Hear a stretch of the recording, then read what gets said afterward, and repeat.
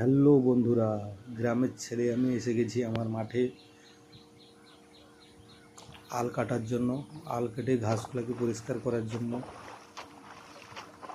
কত কষ্ট করে আল কাটতে হবে দেখছি। গ্রামের ছেলে, কৃষকের ঘরের ছেলে আমরা। চাষ করে খেতে হবে, না চাষ করলে খেতেই পাবো না আমরা। তাই প্রচুর কষ্ট করে, প্রচুর বৃষ্টি হয়েছিল, বৃষ্টিতে জল পুরো ভর্তি হয়ে গেছে, রোপণ করা যাবে না এই মুহূর্তে।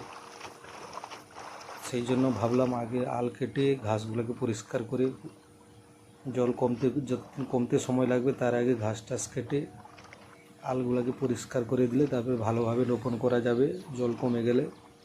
দেখতেই পাচ্ছ কত কষ্ট করে কোদাল দিয়ে ঘাস কেটে পরিষ্কার করতে হচ্ছে।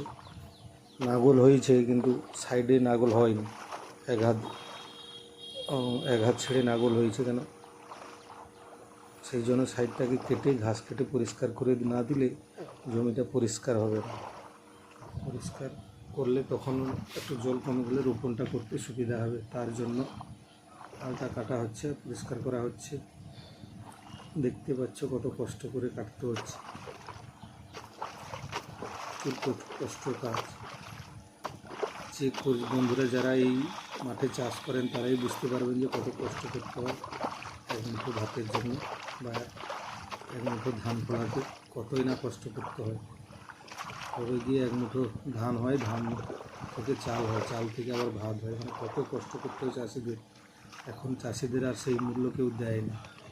তবুও আমাদের চাষ করে খেতে হবে। গ্রামের ছেলে, চাষ না করলে খাবো কি?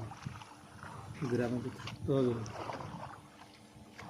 বাঁচতে গেলে খেতে হবে, কষ্টও করতে হবে। সেই জন্য প্রচুর কষ্ট করে চাষ করতে হয়। এই বৃষ্টিতে যদি আবার বৃষ্টি হয় তাহলে রোপণ করা খুবই কষ্ট। তবু জলটা একটু শুকালেই রোপণ করবে। রোপণ হলে নিশ্চিত আমাদেরকে দেখাবো কীরকম রোপণ করা হচ্ছে, কী ব্যাপার। আশা করি সবাইকে ভিডিওটা যদি ভালো লেগে থাকে সবাই সাবস্ক্রাইব করবেন, লাইক কমেন্ট শেয়ার করবেন। কেমন হয়েছে ভিডিওটা সবাই জানাবেন। কতই না কষ্ট করতে হচ্ছে, তবে যে কাজ এক মুঠো ভাত ফলাতে পারি আমরা। তো বন্ধুরা সবাই আশা করি ভালো থাকবেন। তারপরে আবার একটা দেখা হবে মিনি ব্লগ নিয়ে।